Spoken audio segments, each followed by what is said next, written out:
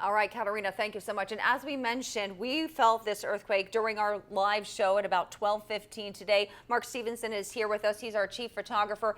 I was in the studio. You were in the newsroom. Talk a little bit more about what it was like experiencing this firsthand, working in the news. Yeah, so I was actually closer to the entrance in the area where we keep the cameras.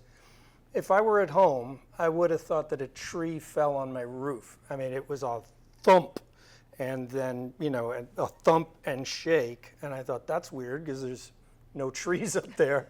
So I went outside with a couple of other guys and we looked up. There would not be anything to see. And of course, we didn't see anything, and I thought, that's strange. And then all of a sudden, my wife is texting me. I'm getting calls. Did you feel the earthquake? I'm like, no way. I had experienced an earthquake, a mild one, when I lived in LA a bunch of years ago.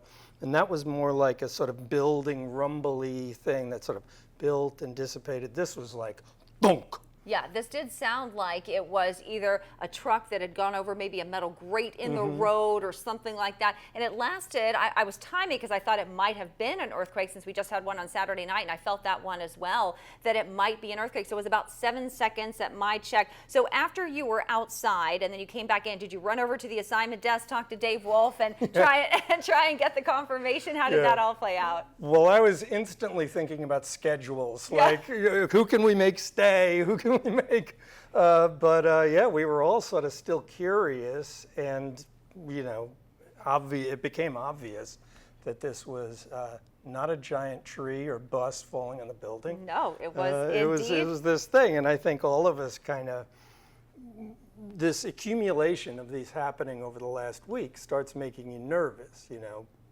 I think we were reporting earlier that aftershocks are normal, but when you're not used to it, it can be very scary, right? Very scary. I hope your wife is okay. I know she was texting you during all of this. And did she feel it where you're living? She did. Was she was the first person to text me, and she's very upset that she's on a conference call and can't see me on TV.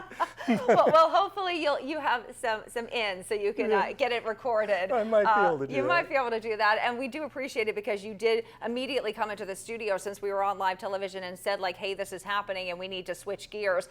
So Mark Stevenson, we appreciate you joining us on the air today and telling us about your experience. We do, though, want to get back to meteorologist Matt Hammer to talk more about this. Again, if you're just joining us,